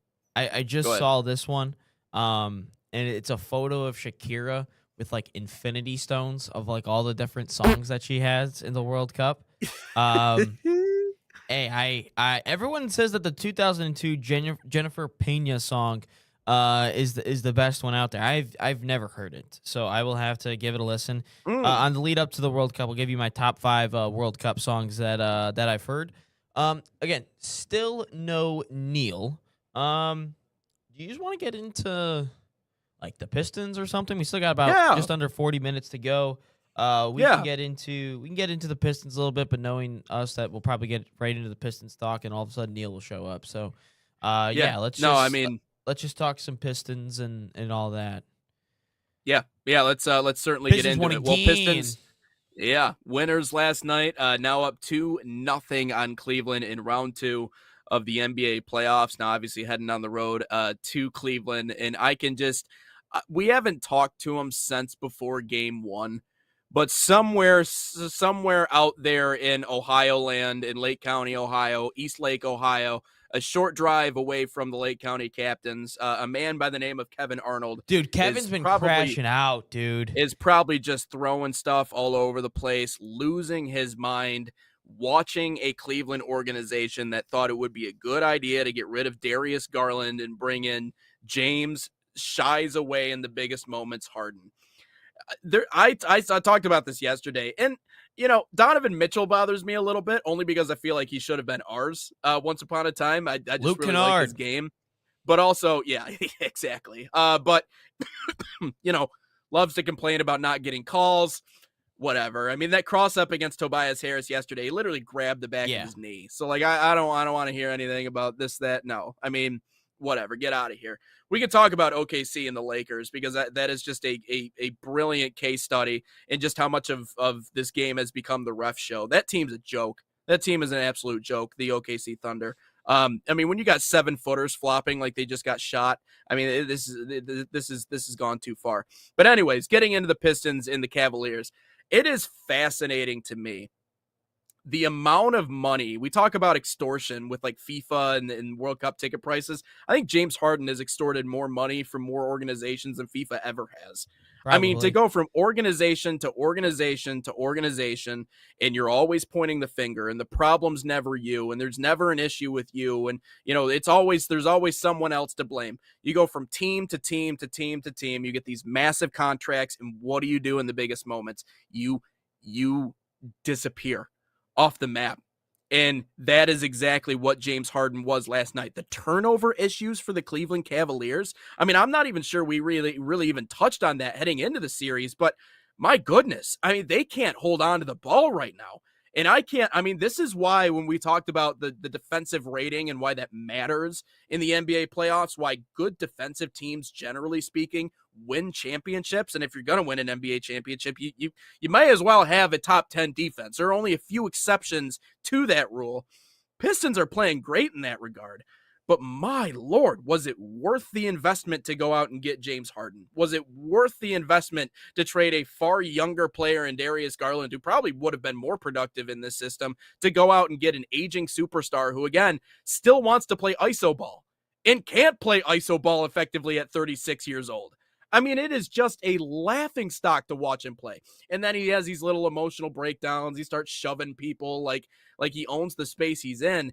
I really hope he finishes his NBA career with 0 rings. I really do, because James, you've made your entire career about yourself up to this point. And if that's the case, fine, take your money and go back to the strip club or wherever else the hell else you like to spend your off season. Go back to the buffet. I don't really care, but that dude drives me insane. And I know we still have 2 more wins to get. I get it, but I'm trying to level with the Cleveland fans here. Like, your organization sold out to get a guy like James Harden. They realize the baggage that he brought. They realize that he's aging. He's out of shape. He's not quite the player that he used to be. And you're paying the price for it right now in this second round. Now, again, Pistons still got to win 2 more games. And we're not out of the woods quite yet. So there's still a lot more left to be decided. But James Harden, man, that dude bothers me. I'll tell you that much. James, if you're getting locked up by Duncan Robinson, man, you've got some serious issues. There's no way that I could be an NBA basketball player get locked up by Duncan Robinson. But I just think when I look at this Pistons game, these past 2 games, I should say rather, they have been locking up. I think defensively, they've been really showing up. Asar Thompson, we've talked about him. Is he an untouchable? I think he is. If he could just get that offensive game going a little bit, I would really hit a love three. to see. He did, but it was called back. Yeah, that's right. Oh, it was called back, wasn't it? Yeah, the shot clock violation. When he made it, I was like, yeah, no, that's not good. And the Pistons, I mean, the Cavs are undefeated at home so far in the playoffs, but they have yet to win on the road in the playoffs, which if you have home court advantage, that means you should win the series, right? You should automatically, even if it goes 7 games, you should win the series because you've got it. There. That's it. Yep. And I'm curious to see what their response is heading into Cleveland here in Game 3, which is that game Saturday or Sunday? Probably Saturday. I think it's at 3. Yeah, I'm thinking Saturday. Yeah, it's probably at 3. The other thing I'll say though is, I know we talked about who's to blame for the Pistons when they were down 3-1 against the Magic, right? And like I was so ready to post at halftime when we were on the road in Orlando down by 20 plus. I'm very thankful we didn't. But I remember the pressure that was put on Cade's shoulders for, if you're gonna be a superstar, you best play like a superstar in these playoffs. And he's done that. First in points, first in assists, Cade Cunningham leading the way right now in the NBA playoffs. I mean, he has taken this weight and he has carried it with him, and they're doing it by committee around him. This is what we saw in the regular season, but our superstar is being our superstar right now. That's great. I love that. You get a funny comment, Fabian, say something. So Kevin actually is in our YouTube chat. Kevin Arnold. Oh, I'm okay. Man. I'm okay, everyone. I gained a lot of haters by being so upset. I'm setting it aside. If you can't play with passion and heart, then what's the point? Just wanted on the record, I did not like the trade. We should have asked Kevin on Monday. What should they have kept Darius Garland? What would he have done to the team? Or what would he have benefited to the team? But Kevin's in our chat. Yeah. Hopefully, and I mean, hopefully things are going a little bit better for you, Kevin. And is there something to be said here about how we wanted to trade Tobias Harris at the trade deadline? I mean, Uncle T has been playing at another level in these playoffs. Yes. I mean, obviously with the exception of getting crossed up, but I mean, 7 straight 20-point performances in the playoffs? I get it. Like, we wanted to go get MPJ. We saw him on the board, and we're like, you know what? Trade Tobias Harris, loft somebody else in there, trade some draft picks, go get a number 2. He's been the number 2. I think, if anything, that has surprised me more than anything else, the way Uncle T's been playing and shooting. So, speaking of the Pistons and everything, we got Neal Ruhl finally in with us today. Neal, how you doing here today? Pretty good, man. How are you guys? Sorry about that. Got a flat tire this morning. Like, for real, though. Not like the excuse one, like a for real flat tire. So you never realize how much of pain they are until you have one. Neal, my first ever flat tire was this fall. I got done with the show with Braylon, and I get out to my car. I'm like, dude, why is my car slanted to the left?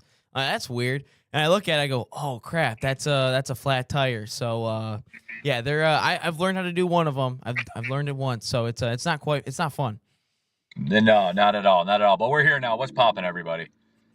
Yeah, yes, sir. Happy to see you back on 4 wheels, Neal. I just wanted to ask you a couple questions about obviously the matchups coming up this week.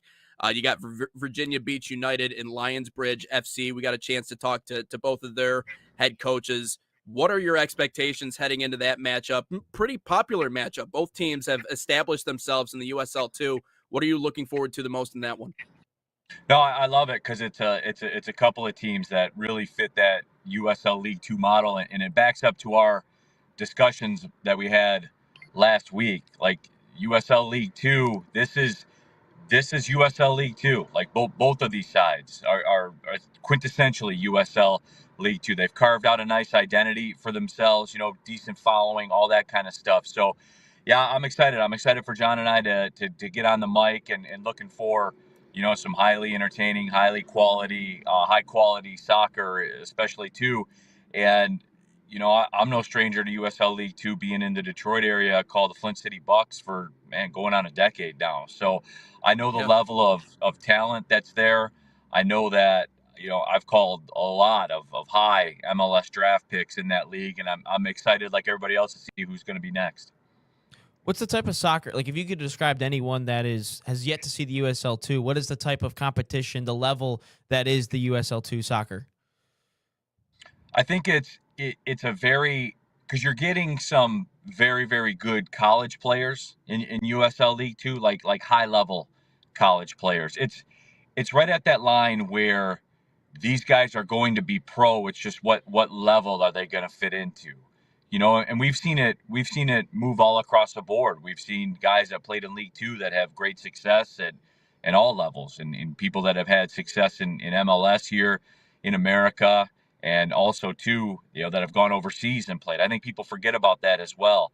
There's a lot of teams in USL League Two that have national team players for national teams, and it pops up, around the Gold Cup time and stuff like that. So I think that's kind of the best way to describe it. That all if you're an American soccer fan and you watch all, like you're a sicko, like a lot of people are, like a lot of us are. If you're a sicko, you see these names, like you'll see these names, they'll kind of go out on their professional path. Maybe you'll flip on, like I said, a Gold Cup or something like that. Say, where do I know that name from? And you'll look at it and say, oh yeah, that's right. They played in USL League Two. They played in, NCAA Division I high level, all of that. So I think that's kind of like a great comp for it. It's like, I'll say it like this, to give it the old baseball analogy, which I know we're not supposed to do, but if I'm talking to a general sports fan, like you asked the general sports fan question, when an MLB team gets a high level draft pick and puts them in like the development stages, like the like the minor leagues, I guess is the baseball equivalent of it. It's like the development stages for high talent. That's the best way that I can put it. It's exciting. Like that's growing up. That's what I always liked about baseball, because you always want to be first, right? You always want to be the first to say, I knew that guy was going to be good. I watched him play in USL League Two, and look at him now. He's overseas, or he's playing at the highest professional levels. And obviously they're going to be compensated for that. We saw that in the CBA, so there's obviously going to be more coming for those players. And I remember last year, having Kevin McGonigal and Max Clark at the same level here in West Michigan. I mean, the hype that builds, it builds a lot. Getting back to the soccer portion of this conversation, I love that Vriginia Beach United and Lionsbridge FC are divisional rivals. These are both Chesapeake Division contenders. It adds so much, and I think both Chris Mills and Chris Whalley said this. It adds a lot to have two teams that are rivals and contenders play in game one. How much does that add to the experience kicking off the season? Well, I like it because there's no, hey, let's warm into the season. No, it's the season. We are warm. Here we go. Right. Like that's what it is. And that right there, Nathan, that right there is what makes USL League 2 great. And I saw it when I've called matches, like I said, all across USL League 2 back at the MPSL. They called those matches as well.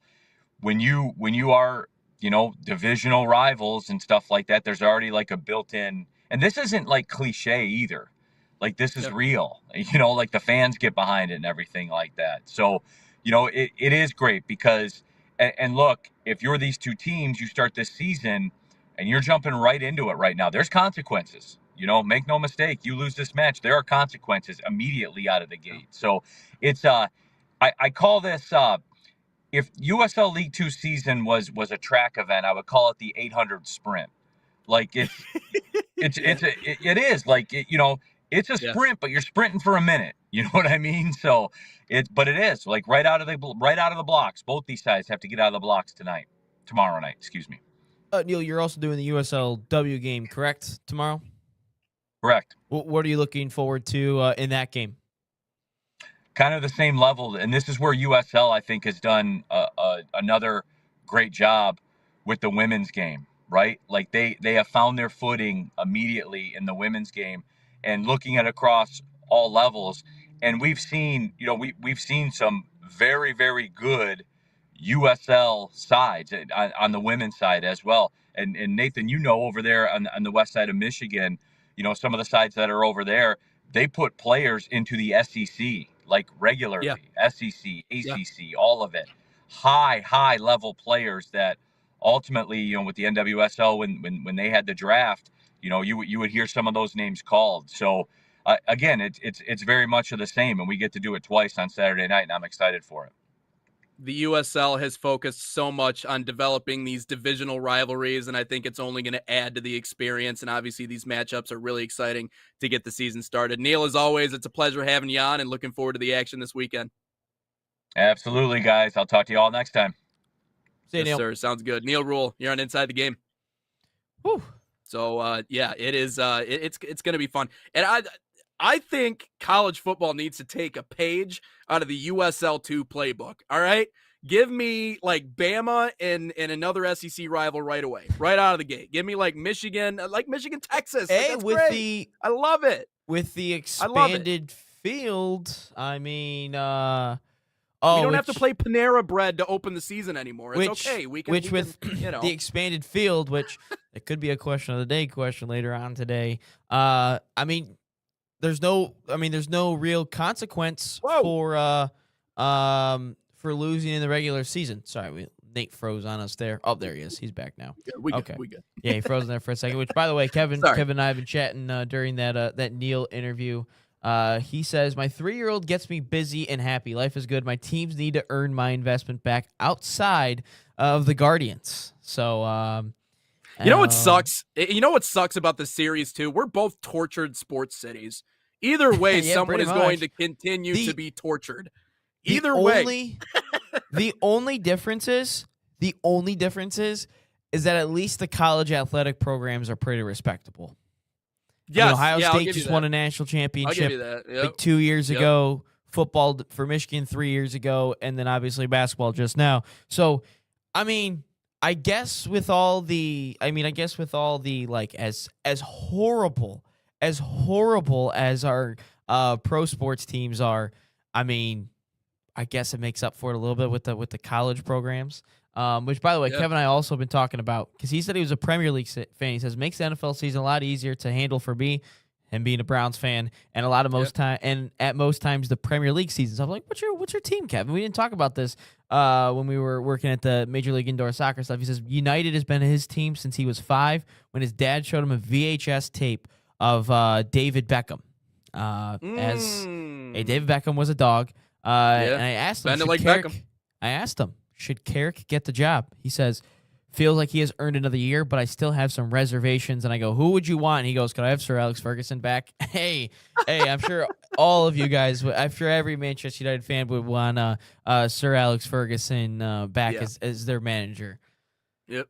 You can't blame him. You certainly can't blame him. But yeah, let's take a quick break here. When we come back, we'll wrap up a look at our all sports content. And we're talking a little Pistons. We'll continue that conversation, as well as maybe we could talk about the Tigers on the other side of things. The injuries are just wreaking havoc on this team. Also, you know what? Well, maybe we'll save it for tomorrow. I think the Lakers talk would be interesting too. Austin Reeves and the whole team talking to the referees after that game yesterday. We should put a comp of all these OKC flops together and really show it on the show. I mean, it is getting bad here in the NBA playoffs. So let's take a break. We'll talk about all that coming up next, and then we'll get to question of the day here on Inside the Game.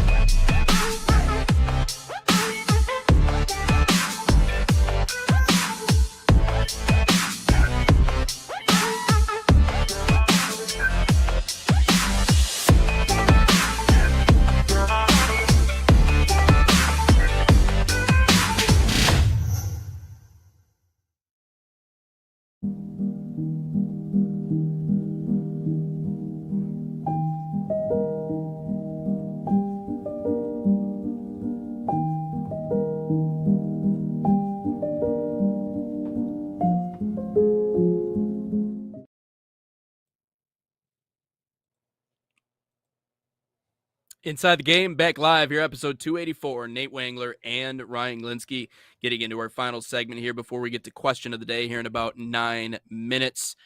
Yes. Okay. I know we had to interweave the, obviously, the game of the week conversation in there. Appreciate Neal Ruhl dropping by. I do have a stat that I wanted to put in there about the Pistons because everyone knows that I highly dislike Danish Jenkins, but he's been showing up recently. And obviously on the other side, there's a guy that I wanted back on the Pistons, which was Dennis Schroeder. So Dennis Jenkins through the first 2 games of the playoffs, or through the series, I should say, rather, 55 minutes, 26 points, 7 assists, 13 rebounds, 4 steals, 2 turnovers. Dennis Schroeder, on the other hand, 36 minutes, 13 points, 8 assists, 4 rebounds, 0 steals, and 6 turnovers. I do think, though, at the same time, I think him being out on the floor at the same time as our guy, that dude, Cade Cunningham, helps a lot too, especially with kind of taking some of the offensive load, or taking the majority of the offensive load. Uncle T out there as well. So Danish Jenkins, as much as I hate him, and as much as he makes me think, what did you just do? What? Why? That's the shot we took, right? Hey, he's been showing up, especially in crunch time. There's a reason why he's on the floor in the final 2 minutes or the final 3-4 minutes of the game, and not Duncan Robinson, mainly because Duncan Robinson can't play defense. But he's been playing really well. To be doing this as a 2-way contract guy is unbelievable. I mean, he might be the best 2-way contract signing in NBA history. I don't know any other 2-way guy that has made as much of an impact on this team as he has. Now, obviously, I think about that Heat team that played against the Nuggets in the finals. I felt like they had a couple of G Leaguers on that team. They were a squad outside of Jimmy Butler that was just like a who's who of who cares. Obviously, you have Bam on a bio and you have Jimmy, but outside of that, Max Strus, he made a name for himself in that NBA championship. So Danish Jenkins is doing anything above and beyond just being out there for a couple of minutes to give someone a break as a 2-way player is far beyond what we were expecting as a 2-way guy to have this impact. I mean, that's crazy. But I mean, the unpredictability, the messiness, all those other things. I mean, I know Schroeder made that one shot that helped us win that one game over the Knicks last year, but game 2. With the exception of that, I mean, Dennis Schroeder, dude's a mess. He's wily. He turns the ball over. He makes stupid decisions. I never loved Dennis Schroeder, to be completely honest with you, but Danish Jenkins has been a complete surprise. He was a good ball handler. He took pressure off Cade, and I think that is a benefit of what Danish Jenkins is getting. He's getting the benefit of being out on the floor at the same time as Cade Cunningham. Cade takes the offensive load off of him. He can handle the ball a little bit. I will say there was a little bit, I don't really necessarily know if it was an adjustment or something that they just wanted to run out of timeouts, which I thought JB was pretty good out of his timeouts last night. They let Asar bring the ball up towards the end of the game. I don't know if you noticed at the final 3-4 minutes of the game where everyone in the building knew where the ball was going. It was going to Cade Cunningham. But they kind of got him freed up a little bit. They had him run through a couple of stagger screens to get him open out of the wing, kind of force maybe a little bit more ISO situations. And I like that they did that to give Asar Thompson, have him bring up the ball or Danish bring up the ball. Which, by the way, that Asar 3 that we talked about not too long ago where he hit the 3, Danish, man, what are we doing, kid? We're just dribbling the ball around for 20 seconds. And then we're just going to drive, throw up a shot, get blocked, kick it to a teammate, and then they're in no man's land.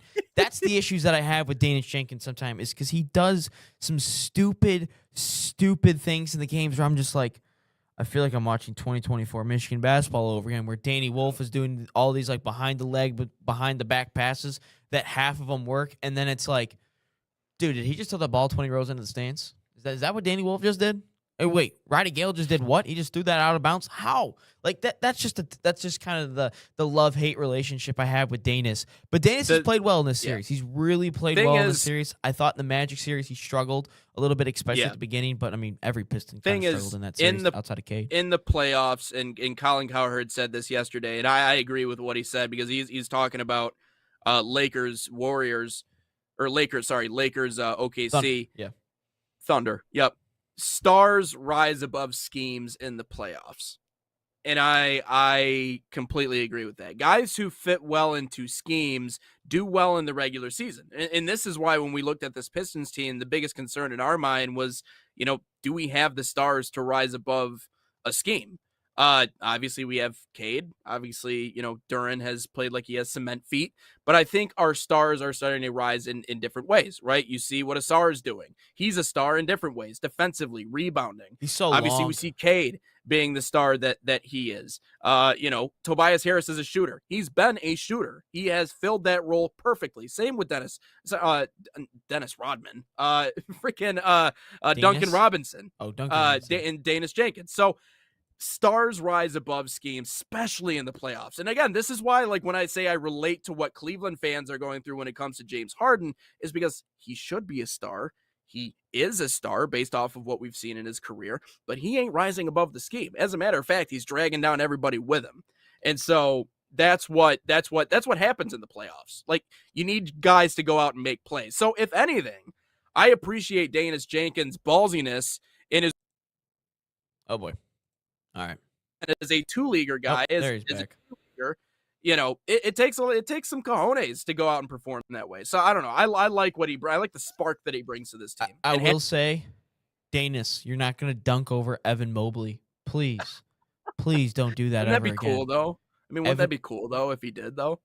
He got like halfway up and he was getting stuffed. Like, Evan, I'm like, oh my God, Danis, what are we doing? It's like, thank God he's only making $3 million a year, or else like to have the supreme confidence of Danis Jenkins is that's the goal in life right there. It's awesome. Dude. It's like I wouldn't even try that. That was horrible. But there's another thing that I don't know if we quite touched on, but it's the turnovers, man. The defensive side of things, the Pistons have really amped up.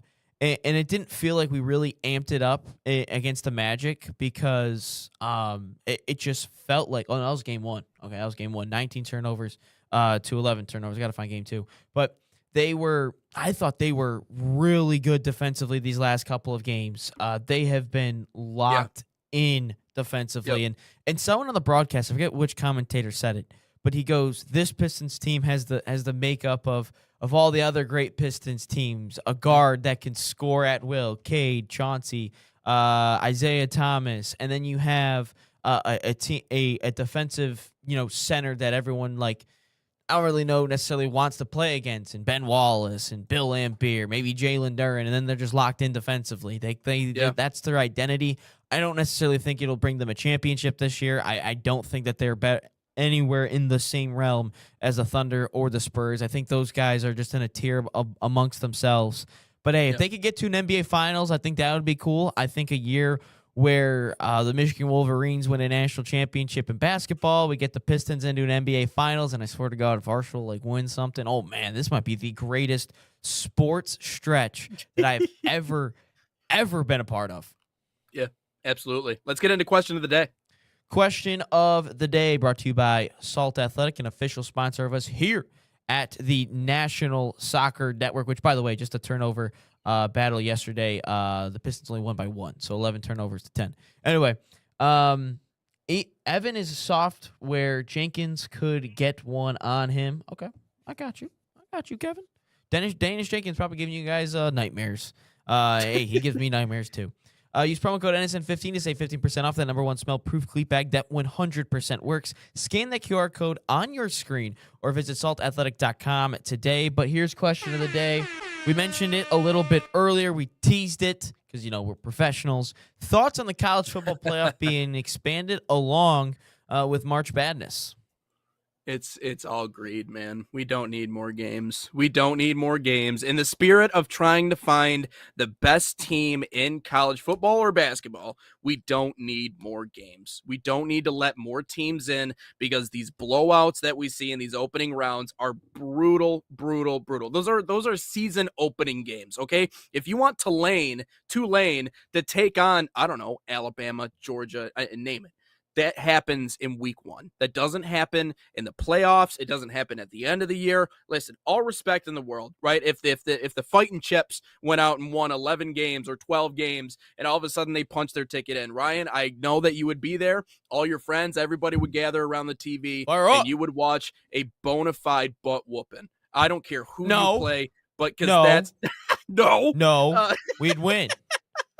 I like it, dude. I like it, but it ain't gonna happen. It ain't gonna. We're gonna win, damn it.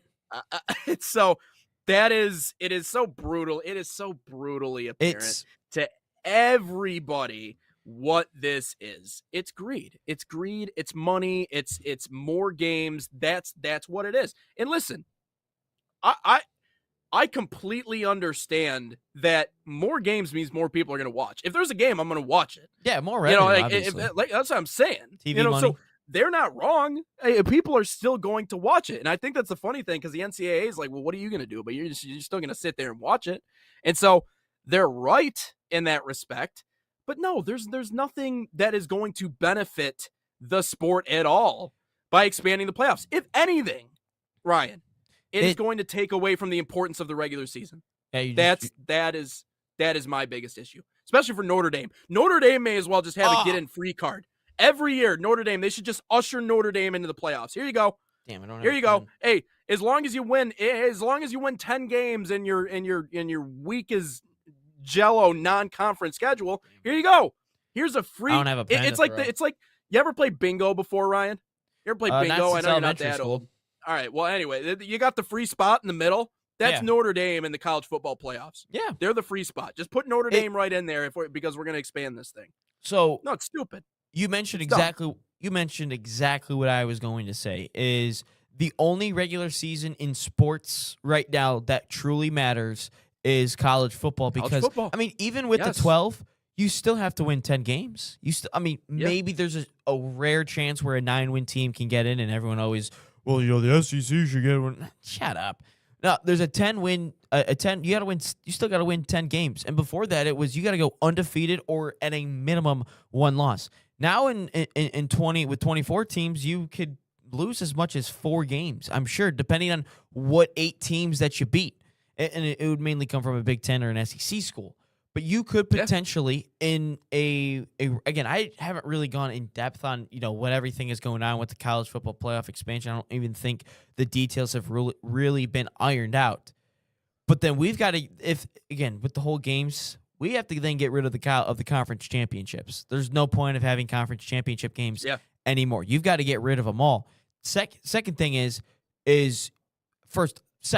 these games better be on college campuses. That's I think that's the only true, like, hey, that's cool. I mean, college football playoff campus game, that's pretty cool. Like, finally we get to see the SEC come up north. Finally we get to see Alabama come up north. I know they went to Camp Randall, but Camp Randall ain't anything anymore with how bad Wisconsin is. Another thing you have to look at is, which was going to be my second thing. The third thing is, what are you going to do with Army-Navy? I think Army-Navy should start the year now. I think Army-Navy in week 0 should start the season to get things rolling because, I mean, I love Army-Navy. I think it's the best rivalry in all of college sports because you think about it, these two teams are playing. I think that would be sacrilegious to put it in week 0, to be honest with you. I mean, you build up the whole year for it, or don't give them their own week. I'll agree with you on that. Then you can't let them have, or you let them kick off college football playoff and they play at like noon or something on the Saturday or something. I don't know. Fun. Yeah, but I agree. You still have to emphasize that game because it's still the best college football rivalry because those two teams are not playing for national championships. They're not playing for pride. They're not playing for money. They are playing for pride. They are simply, and plus they're going to defend our country sooner rather than later. So love the Army-Navy rivalry and the fact that it's like, it's just running the football. It's like just 3 yards in a cloud of dust, wing tee, whatever it is. I love the Army-Navy rivalry. But those are just a couple things that you've got to think about. Then you also got to think, what's the transfer portal now going to look like? When is that whole fiasco going to happen? Because sometimes it happens during the season, and then those college coaches are still battling for a national championship. I think the scheduling, because I'm sure there's going to be buys. Look, in the first 2 years of the 12-team college football playoff, the teams that received the first round bye are 1-7 in those games. Indiana is the only team that has won their first matchup as a bye team. So this team, or this whole scenario, college football, and the worst part is I'm still going to watch like every game damn near just because I love college football. It's one of my favorite sports. But man, it's just all over the place, man. We really need to go in depth on this on Monday or something. We really need to go in depth on it. I agree. No, I mean, I people are going to watch it, but it's expanding playoffs, as we've learned from this being tested out. Great games in the National Football League, in the National Basketball Association, right? Like even like once upon a time in Major League Baseball, you had to win the division to get into the playoffs. Yeah, like there was no such thing as like there was two wild card teams and there was single elimination. You're right. Yes, in the wild card was one game. It wasn't a 3-game series if you made it to the wild card. So if you just barely snuck in the back door, you didn't get the benefit of losing 2 games to get eliminated. So it is not now, mind you, I don't think it's taken away from the importance of the regular season in baseball, but in basketball and in football, absolutely. I mean, also forgot to even answer my other question. March Madness, also very dumb. I don't need more playing games. Yeah, we don't. Because again, which is going to kill the Cinderella even more because they have to play 3 times that week instead of just 2. Just saying. So when all those people complain about Cinderella's being dead, well, you killed them by the format now. So congratulations. I think it's dead because Kentucky and Michigan can spend, $7-8 million on their roster, and everybody else. Kentucky spent $20 million and they didn't get out of the first weekend. They were a 7th seed. Yeah, that's true. That's true. I will give you that. So money doesn't solve anything or everything, but it does solve some things. But that'll be us here for Inside the Game for this week, episode 284. We will be back at it on Monday. Really exciting stuff coming up this weekend. Again, we talked about the USL 2 and USL W matchups of the week. Check that out. Ryan will be at the Bruno Mars concert. I will more than likely be there on Sunday. So we are going in consecutive days, just different days from one another. But that'll wrap up this episode until we talk to you guys on Monday for 285. You've been watching Inside the Game.